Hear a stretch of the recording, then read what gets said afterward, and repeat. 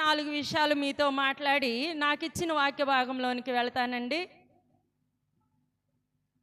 Lent యొక్క అర్థం ఏంటి అని అంటే, చాలామంది ఈ లెంట్ డేస్లో, ఈ శ్రమల దినాల్లో మేము ఉపవాసం ఉంటున్నాము, ప్రార్థన చేస్తూ ఉన్నాము అని అంటారు.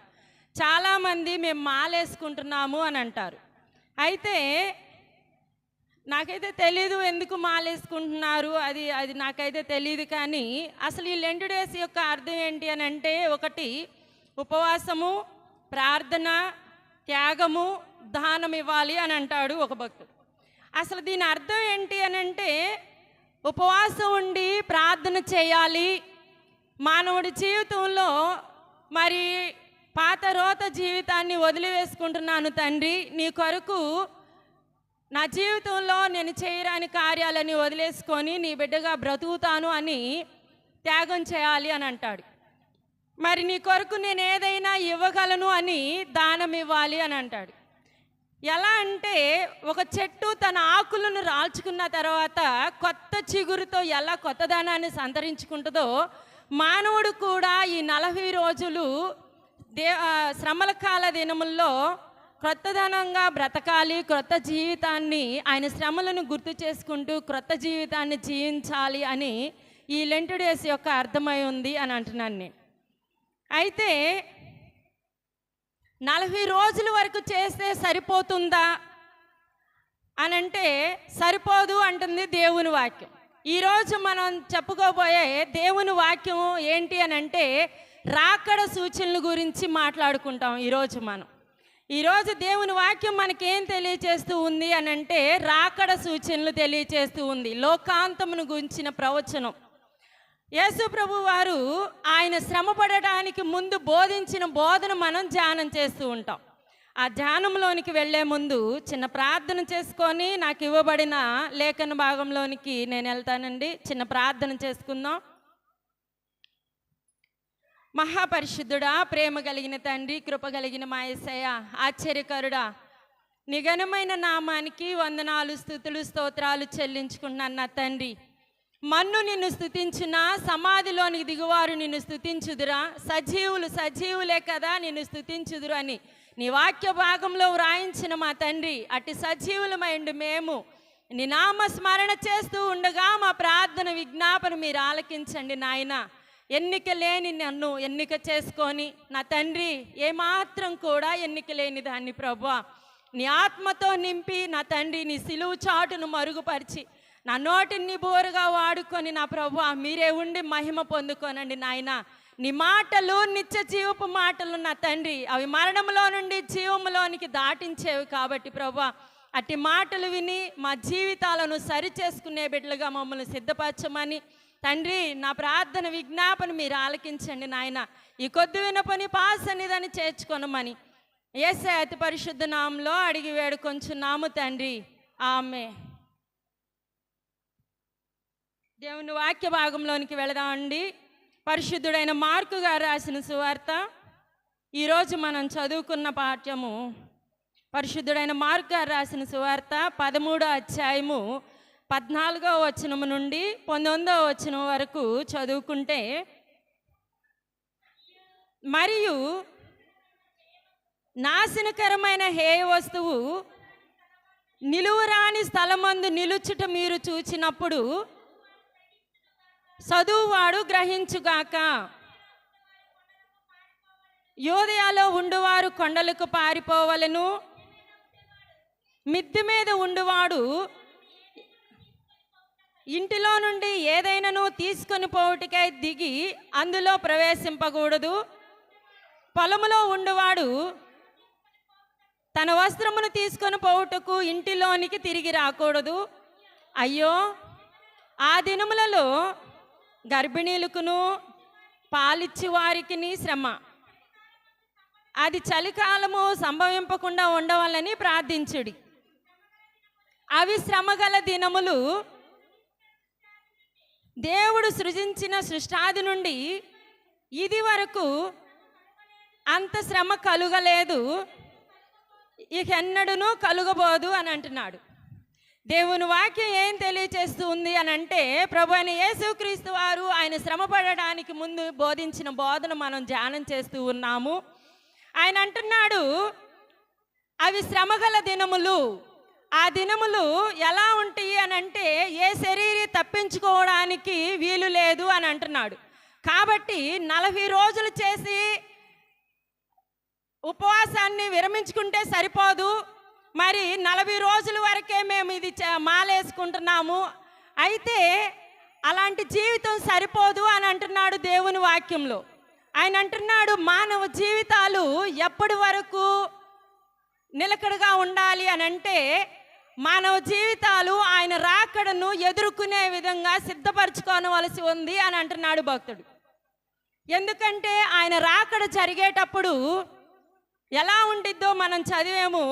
ఏంటంటే అవి బాగా శ్రమగల దినములు అని అంటున్నాడు. అవి ఎలాంటి దినములు అని అంటే, బాగా శ్రమగల దినములు అని అంటున్నాడు. అదే విషయాన్ని మరి మత్తయి గారు కూడా ఆయన సువార్తలో ఆయన రాస్తూ 24వ అధ్యాయము 15వ వచన భాగంలో చదివితే, కాబట్టి ప్రవక్త అయిన దానియేలు ద్వారా చెప్పబడిన నాశనకరమైన హేయ వస్తువు పరిశుద్ధ స్థలమందు నిలుచుట మీరు చూడగానే చదువువాడు గ్రహించుగాక అంటున్నాడు. చాలా ఇక్కడ మత్తయి గారు కూడా అంటున్నాడు, ఆయన రాకడలో ఏం జరిగిద్ది అని అంటే, ప్రవక్త అయిన దానియేలు ద్వారా చెప్పబడిన నాశనకరమైన హేయ వస్తువు పరిశుద్ధ స్థలమందు నిలుచుట మీరు చూడగానే అని అంటున్నాడు.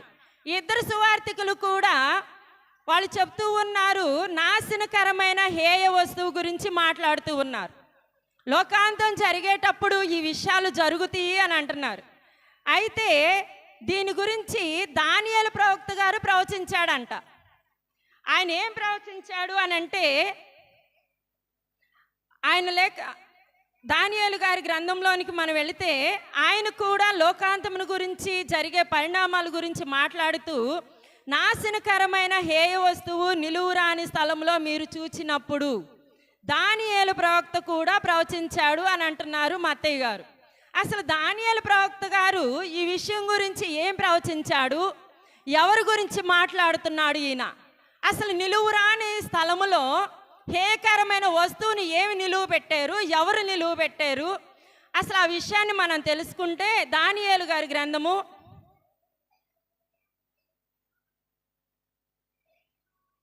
9వ అధ్యాయము 27వ వచన భాగాన్ని చదువుకుంటే, అతడు ఒక వారమునకు అనేకులకు నిబంధన స్థిరపరచును, అర్ధవారమునకు బలిని నైవేద్యమును నిలిపివేయును, హేయమైనది నిలుచు వరకు నాశనము చేయువాడు వచ్చును, నాశనము చేయువానికి రావాలని నిర్ణయించిన నాశనము ముగించే వరకు ఇలాగును జరుగును అని అంటున్నాడు దానియేలు గారు. అసలు ఈయన ఎవరి గురించి మాట్లాడుతున్నాడు? మరి అదే అధ్యాయము దానియేలు గ్రంథము 11వ అధ్యాయము 31వ వచనాన్ని కూడా మనం చదువుకుంటే, అతని పక్షమున సూర్యులు లేచి పరిశుద్ధ స్థలపు కోటను అపవిత్రపరిచి అనుదిన బలిని నిలిపివేసి నాశనమును కలుగు చేయు నాశనము కలుగు చేయి హేయమైన వస్తువును నిలువబెట్టుదురు. అందుకతడు ఇచ్చకపు మాటలు చెప్పి నిబంధన అతిక్రమించు వారికి వశపరుచుకొనును. చాలా ఈ దానియేలు ప్రవక్త గారు ఈయన చెప్తూ ఉన్నాడు, ఎవరి గురించి మాట్లాడుతున్నాడు అని అంటే, ఇశ్రాయేలీయుల యూదుల జీవితాల్లో జరిగే పరిణామాల గురించి మాట్లాడుతూ ఉన్నాడు. ఎవరు అంటే, నాశనకరమైన హేయ వస్తువుని నిలువ పెడతాడు, అతడు అనుదిన బలిని నిలిపివేస్తాడు అని అంటున్నాడు. అసలు ఈ ఎవరు నిలువ పెడతారు? నాశనకరమైన హేయ వస్తువుని నిలువురాని స్థలంలో నిలువ పెట్టేది ఎవరు అని అంటే, ఎవరు గురించి మాట్లాడుతూ ఉన్నాడు ఈయన అని అంటే, 4వ సింహాసనం ఎక్కిన అంతియోకాసు ఎపిఫానుస గురించి మాట్లాడుతున్నాడు ఈయన. ఈయన ఎలాంటి వాడు అని అంటే ఒక నీచుడుగా కనపడుతున్నాడు అని అంటున్నాడు. ఇతడు ఒక నీచుడు అని అంటున్నాడు. దానియేలు గ్రంథము 11వ అధ్యాయము 21వ వచనాన్ని మనం చదువుకుంటే, అతనికి బదులుగా నీచుడగు ఒకడు వచ్చును, అతనికి రాజ్యఘనత ఇయ్యరు, కానీ నెమ్మది కాలమందు అతడు వచ్చి ఇచ్చకపు మాటల చేత రాజ్యమును అపహరించును అని అంటున్నాడు. ఇతనికి రాజ్యం అయితే లేదు, కానీ అతడు చెప్పిన మాటలు అలా చెప్పి రాజ్యాన్ని తీసుకుంటాడంట. ఈయన ఎంత నీచుడుగా కనపడుతున్నాడు అని అంటే ఒక నీచుడు ఈయన. ఎలా నీచుడు అని అంటే, నిలువురాని పరిశుద్ధ స్థలంలో హేయకరమైన ఒక వస్తువుని నిలువు పెడతాడు ఈ అంతియోకాసు అని అంటున్నాడు. ఈ అంతియోకాసు అనే పేరుకి అర్థం ఏంటి అని అంటే ప్రసిద్ధుడు అని అర్థం అంట. అయితే తన పేరు మాత్రం గొప్పగా పెట్టుకున్నాడు, కానీ తన జీవితంలో ఆ గొప్పదనం లేదు. చాలామంది తమ పేర్లను చాలా గొప్పగా పెట్టుకుంటారు, కానీ ఆ పేరుకు తగ్గట్టుగా వారి జీవితాలలో వాళ్ళు జీవించలేరు చాలామంది కూడా. అయితే ఈ అంతియోకాసు కూడా ఒక నీచుడు. అసలు మామూలుగా అయితే అతనికి వారసత్వంగా రాజ్యం అయితే లేదు. 4వ సింహాసనం ఎవరికి వెళ్ళాలి అని అంటే దేమేద్ర సొటేకర్కు న్యాయసమ్మతంగా సింహాసనం వారసత్వంగా వెళ్ళాలని ఉంటే అది కుట్రతో ఆక్రమించుకున్నాడంట ఈ యొక్క అంతియోకాసు. తన ఐగుప్తును కూడా ఆక్రమించుకోవాలనుకున్నాడు, కానీ తన వల్ల కాలేదంట. ఒకసారి వెళ్ళాడంట ఐగుప్తు మీదకి, తన వల్ల కాలేదు. రెండోసారి వెళ్ళాడంట, అప్పుడు జయించలేకపోయాడు. అయితే తన కోపాన్ని ఎవరి మీద చూపిస్తూ ఉన్నాడు అని అంటే యూదుల మీద చూపిస్తూ ఉన్నాడు. మరి మోషే ధర్మశాస్త్రం మీద చూపిస్తూ ఉన్నాడంట ఈ అంతియోకాసు. ఇతడు గురించి మనం తెలుసుకున్న విషయం ఏంటి అని అంటే ఒక నీచుడు అన్న తర్వాత నీచ కార్యాలే చేస్తాడు. నీచ కార్యాలు చేయకపోతే మనం నీచుడు అని అన్నాం కదా, మంచివాడిని మంచివాడు అంటాము, చెడ్డవాడిని ఓరు నాయన వీడు మామూలుడు కాదు మంచివాడే కాదు అని అంటాం. అలాగే ఈయన ఎలాంటి వాడు అని మనం చదువుకున్నామని అంటే ఒక నీచుడుగా కనిపిస్తూ ఉన్నాడు. ఇతడు నీచ కార్యాలు ఏం చేశాడు అప్పుడు అని అంటే, అతడు యెరూషలేం పట్టణం మీదను యూదుల మీదను తన ఆగ్రహాన్ని చూపిస్తూ ఉన్నాడంట. ఎందుకంటే ఐగుప్తుని ఒకసారి తను జయించాలనుకున్నాడు, ఐగుప్తు మీదకి వెళ్ళిన తన వల్ల కాలేదు. కాబట్టి తన కోపాన్ని ఎవరి మీద చూపిస్తూ ఉన్నాడంటే పరిశుద్ధ దేవుని మీద చూపిస్తూ ఉన్నాడు, ధర్మశాస్త్రం అంతటి మీద చూపిస్తూ ఉన్నాడు, మోషే గారు రాసిన నిబంధనల మీద చూపిస్తూ తనేం చేశాడు అని అంటే ఒక సబ్బాతు దినమున తన జనరల్ను పంపించి యెరూషలేం మీద దాడి చేసి అనేక మంది స్త్రీలను పిల్లలను బానిసలుగా తీసుకొని పోయి ఆ యెరూషలేం పట్టణాన్ని కాల్చివేశాడంట ఈయన. అలాంటి నీచుడుగా కనిపిస్తూ ఉన్నాడు ఈ అంతియోకాసు.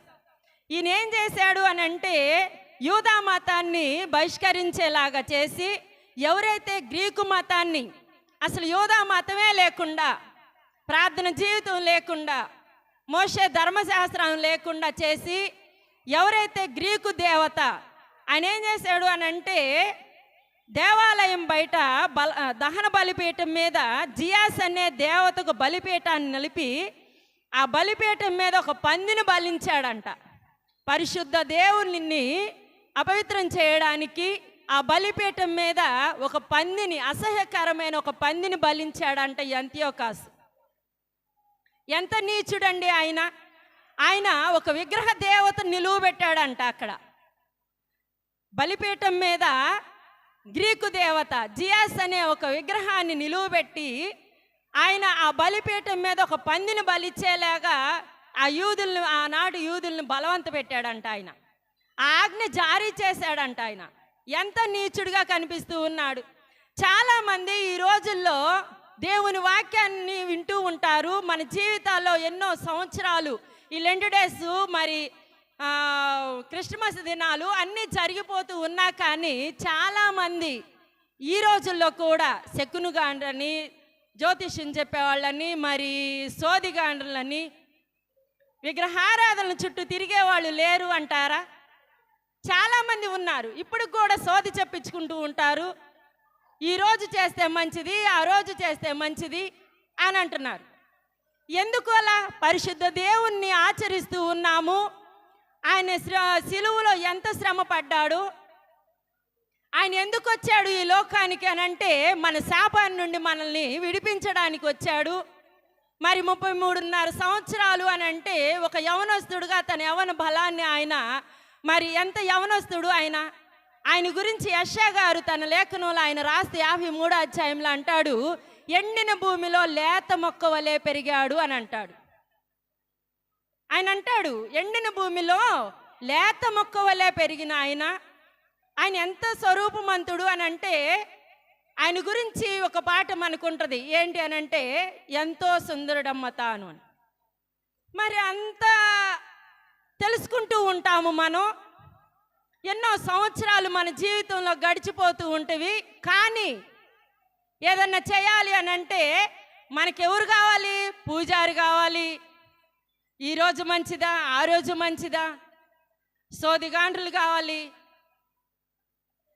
అయితే దేవుని వాక్యం తెలియచేస్తూ ఉంది మానవ జీవితాలు ఎలా ఉండాలి అని అంటే ఆయన అంటున్నాడు ఆయన రాకడను ఎదుర్కొనే విధంగా సిద్ధపరచుకోవలసి ఉంది అని అంటున్నాడు. ఆ దినములు మరి అంతం, లోకాంతం జరిగేటప్పుడు దేవుని రాకడ ఉంటుంది. ఆ దినాలు మహా శ్రమగల దినములు.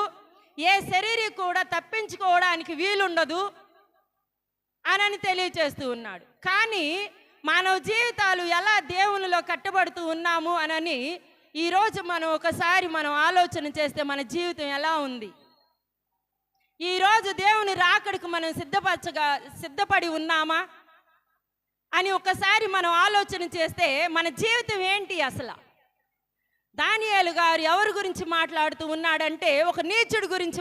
ఎందుకు ఆ విషయాలు మనం తీసుకొచ్చుకోవాల్సి వచ్చింది అని అంటే, ఈ విషయాలు ఎందుకు మనం చెప్పుకోవాల్సి వస్తూ ఉంది అని అంటే, ఇవి ఎప్పుడు జరుగుతాయి? ఇలాంటి విషయాలు జరుగుతాయి కాబట్టే వాళ్ళు చెప్తూ ఉన్నారు. ఆయన రాకడలో ఇలాంటి విషయాలు జరుగుతాయి అని అంటున్నాడు. అయితే మరి ఆ రోజు చాలామంది ఆ అంతియోకసు మాటలకి ఆ అబద్ధ ప్రవక్తలను నమ్మి చాలామంది నశింపైపోయారంట యూదులు. అయితే కొద్దిపాటి మంది మాత్రం వాళ్ళు దేవునికి నమ్మకంగా బ్రతికారంట. మరి ఇంత చేసిన ఈ అంతియోకసు ఎలా చనిపోయాడు అని అంటే దేవుని పట్ల ఎవరైతే ఘోరంగా ప్రవర్తిస్తారో వాళ్ళని పిచ్చివాళ్ళుగా చేస్తాడు దేవుడు. ఒక పిచ్చివాడిగా చచ్చిపోయాడంట ఈ అంతియోకసు వర్షియా దేశంలో. కాబట్టి దేవుని బిడ్డలారా, ఈరోజు మనం తెలుసుకోవాల్సింది ఏంటి అంటే మానవ జీవితాలు దేవుని రాకడను ఎదుర్కొనే విధంగా ఉండాలి అని అంటున్నాడు. అయితే అపోస్తలుడైన పౌలు గారు చెప్తూ ఉన్నాడు 2వ దశలోనికి రాసిన పత్రిక 2వ అధ్యాయము 3వ వచనం కాడి నుంచి మనం చదువుకుంటే 10వ వచనం వరకు ఆయన అంటున్నాడు, మొదట భ్రష్టత్వం సంభవించి నాశన పాత్రుడకు పాప పురుషుడు బయలుపడితేనే కానీ ఆ దినము రాదు అంటున్నాడు. అంటే ఈ విషయాలు ఎందుకు తెలియచేస్తూ ఉన్నాడు అని అంటే మొదట భ్రష్టత్వం సంభవించాలి అని అంటున్నాడు. భ్రష్టత్వం అని అంటే ఒక తిరుగుబాటు, మరి అనేకమైన ధర్మ విరోధి అంటే సాతాను క్రియలు విస్తృతంగా జరుగుతాయి అంట దేవుని రాకడ వచ్చేటప్పుడు, ఈ లోకాంతం జరిగేటప్పుడు. అందుకనే అంటున్నాడు మొదట భ్రష్టత్వం సంభవించి నాశన పాత్రుడగు పాప పురుషుడు బయలుపడితేనే కానీ ఆ దినము రాదు అని అంటున్నాడు. కాబట్టి ఆయన అంటున్నాడు ప్రభు దినము ప్రారంభం కాకముందు సంఘం ఎత్తబడాలి. ఆ ఎత్తబడేటప్పుడు అంటే భూమి నుండి ఆరోహణం అయ్యేటప్పుడు ధర్మ విరోధి అనేవాడు అంత్యకాలంలో వస్తాడు అని అంటున్నాడు. చూద్దామండి ఈ మాట ఎవరు చెప్తూ ఉన్నారంటే యోహాను గారు. మొదటి యోహాను రాసిన పత్రిక 2వ అధ్యాయము 18వ వచనం. చిన్నపిల్లలారా, ఇది కడవరి గడియ, క్రీస్తు విరోధి వచ్చినని వింటిరి కదా. ఇప్పుడును అనేకులైన క్రీస్తు విరోధులు బయలుదేరి ఉన్నారు. చాలా ఆయన చెప్తూ ఉన్నాడు, క్రీస్తు విరోధులు బయలుదేరి ఉన్నారు, ఇది కడవరి గడియ అని అంటున్నాడు యోహాను గారు. అయితే ప్రకటన గ్రంథంలో కూడా ఆయన చెప్తూ ఉన్నాడు ఈ క్రీస్తు విరోధి గురించి. ప్రకటన గ్రంథము 13వ అధ్యాయము 1వ వచనము నుండి 10 వచనాల వరకు మనం చదువుకుంటే ఉండం.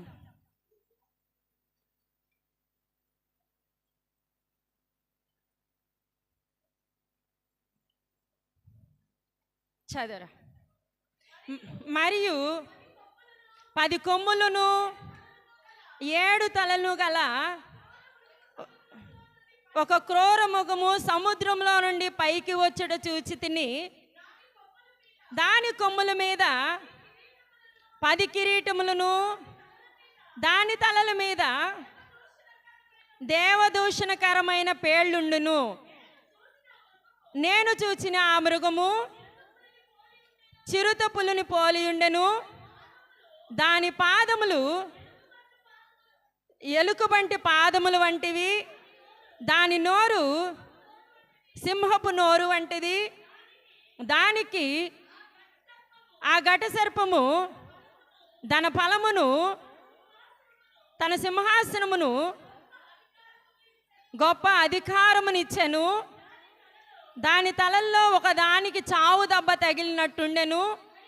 అయితే ఆ చావు దెబ్బ మానిపోయిన కనుక భూజనులందరూ ఆ మృగము వెంట వెళ్ళుచు ఆశ్చర్యపడుచుండిరి. ఆ మృగమునకు అధికారం ఇచ్చినందున వారు ఆ ఘట సర్పమునకు నమస్కారము చేసిరి. మరియు వారు ఆ మృగముతో సాటి ఎవడు, దానితో యుద్ధము చేయగలవాడెవడు అని చెప్పుకొనుచు ఆ మృగమునకు నమస్కారము చేసిరి. డంబపు మాటలు, దేవదూషణం పలుకు ఒక నోరు దానికి ఇయ్యబడెను. మరియు 42 నెలలు తన కార్యము జరుప అధికారము దానికి ఏర్పాటైను.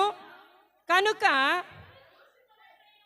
దేవుణ్ణి దూషించుటను, ఆయన నామమును, ఆయన గుడారమును, సర్వలోక నివాసులను దూషించుటకును అది తన నోరు తెరిచెను.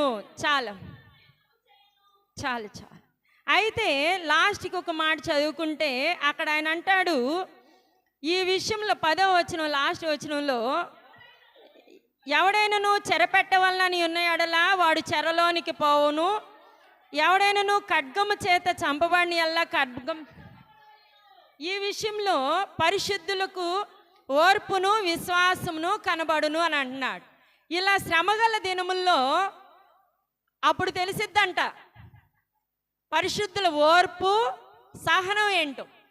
అందుకనే మన జీవితాలు ఎలా ఉండాలి, ఎలా సరిచేసుకోవాలి అని అంటున్నాడు. అని అంటే వారి జీవితాలు సరిచేసుకునే లోపు రాకడ జరిగిపోతే అంత సమయం ఉండదు. కాబట్టి మనకు సమయం ఉండగానే దేవుని రాకడకు సిద్ధపడే వాళ్ళుగా ఉండాలి అని అంటున్నాడు. అందుకనే ఆయన చెప్తూ ఉన్నాడు, మిద్దె మీద ఉన్నవాడు కిందకి దిగి రాకూడదు అని అంటున్నాడు. ఎక్కడున్నవాడు అక్కడే ఎత్తబడితే మరి ఇక్కడికి వెళ్ళొస్తాను, అది చేస్తాను, ఇది చేస్తాను అనే లోపు దేవుని రాకడ జరిగిపోతే, మన జీవితాలను మనం సరిచేసుకోలేకపోతే, రాకడ జరిగిపోతే మనం ఎక్కడ విడువబడతాము అని అంటే బాగా శ్రమగల దినముల్లో మనం ఉండిపోతాము అని అంటున్నాం. ఈ 2 శీర్షికలు కూడా ఈ విషయం ఏంటి అని అంటే ప్రకటన గ్రంథం 13వ అధ్యాయం మొత్తం కూడా ఏం చెప్తూ ఉంది ఇక్కడ దేవుని వాక్యం అని అంటే, నాశన పాత్రుడకు పాప పురుషుడు వస్తాడు. ఆయన ఎలా పోల్చాడు అని అంటే ఒక గొప్ప మృగంతో పోల్చబడ్డాడంట. ఎలాంటి వాడు అని అంటే ఒక మృగంలాగా ఉంటాడంట. ఆ దినాలు ఎలా ఉంటాయి అని అంటే బాగా శ్రమగల దినములు అని అంటున్నాడు. కాబట్టి అవి చాలా ఇబ్బందికరంగా ఉంటాయి. కాబట్టే దేవాది దేవుడు ముందుగా ఆయన ప్రవచిస్తూ ఉన్నాడు, జీవితాలను సరిచేసుకోవాలి, అంతము వరకు నిలకడగా ఉన్నవాడెవడో వాడే రక్షింపబడును అని అంటున్నాడు. ఎవరైతే అంతము వరకు వారి జీవితాలను, వారి విశ్వాస జీవితాలను కాపాడుకుంటాడో వాడు మాత్రమే రక్షింపబడతాడు అని అంటున్నాడు. రేపు లోకాంతము జరిగేటప్పుడు ప్రభుదినం ఆరంభం అయ్యి సంఘం ఎత్తబడేటప్పుడు భూమి నుండి మనం ఆరోహణం అయ్యేటప్పుడు ధర్మ విరోధి చేతిలో పడిపోకుండా మరి ఆయనతో పాటు ఎత్తబడే బిడ్డలుగా మనం ఉండాలి అని దేవుని వాక్యం తెలియచేస్తూ ఉంది. అందుకనే ఆయన అంటున్నాడు, ఏ శరీరం తప్పించుకోవడానికి వీలుండదు కాబట్టి ఆ దినాలు ఆయన కొరకు ఏర్పరచబడిన వారి కొరకు ఆయన తక్కువ చేశాడంట. ఆ దినాలను ఎవరయ్యా ఏర్పరచబడిన వారు ఎలా ఉంటారు అని అంటే, అదే విషయాన్ని ప్రకటన గ్రంథము 7వ అధ్యాయము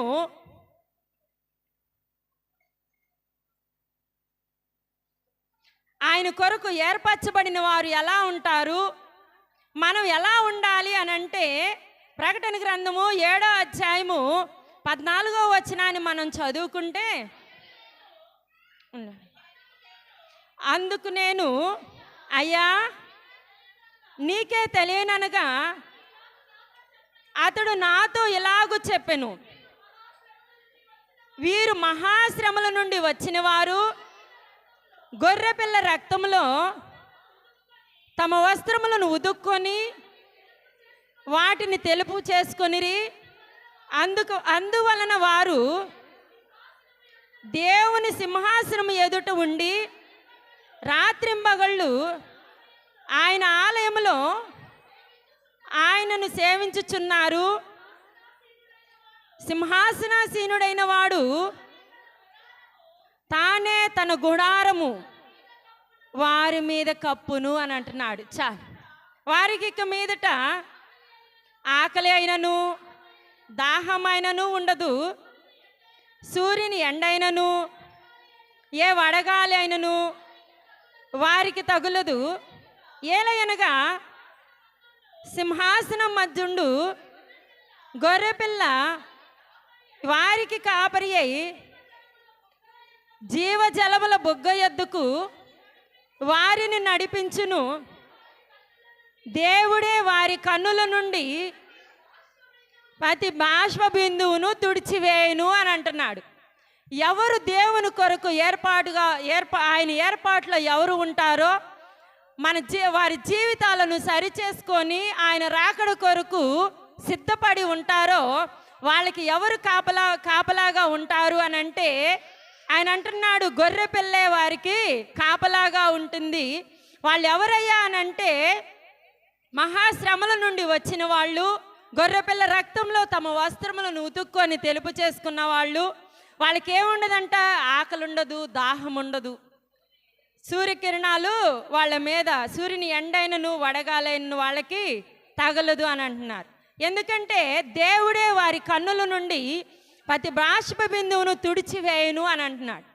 మానవ జీవితాలు ఎలా సరిచేసుకోవాలి, దేవుని ఏర్పాట్లు ఎలా ఉండాలి అని అంటే, ఆ మహాశ్రమల నుండి తప్పించుకొని మరి గొర్రెపిల్ల రక్తంలో వస్త్రములను ఉతుక్కొని తెలుపు చేసుకున్న వారిలాగా బ్రతకాలి అని దేవుని వాక్యం ఈరోజు మనకి తెలియచేస్తూ ఉంది. కాబట్టి ముగింపులోనికి వస్తే ఆయన అంటున్నాడు, నువ్వు దేవుని చేత ఏర్పరచబడితే ఎలా ఉంటావు అని అంటే, దేవుని సన్నిధిలోనికి ఆయన దగ్గర ఉండి నిత్యము ఆయన సింహాసనాసీనుడైన వాడు తానే గుడారముగా వాడిని కప్పి మరి ఆయన దగ్గర ఉండి ఆయన సింహాసనం ఎదుట ఉండి రాత్రింబగళ్ళు అలేక ఆయన సేవించే బిడ్డలుగా ఉంటామంట. ఆయన ఏర్పాటులో ఉంటే, ఏర్పరచబడకపోతే ఈ శ్రమలు నీకు తప్పవు అని అంటున్నాడు.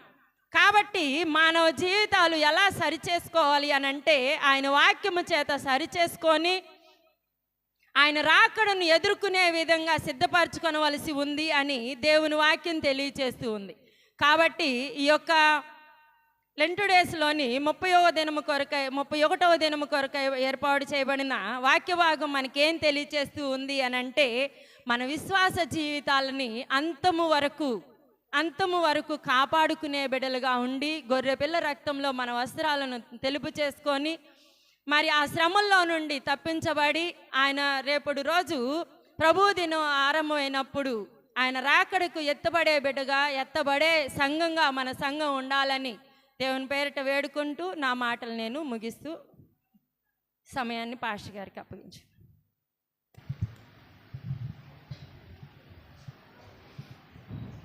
ఇంతవరకు మనకి